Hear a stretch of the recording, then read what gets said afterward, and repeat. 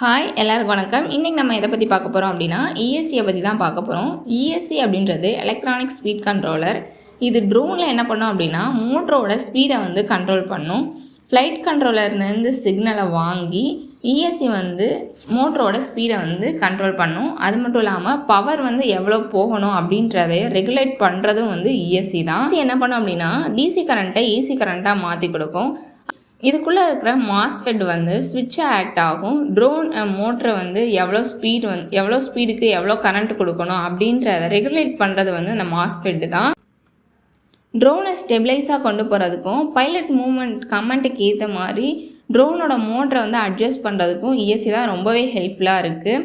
Smooth ஆப்ரேஷனுக்கும் வந்து ESC தான் help பண்ணுது.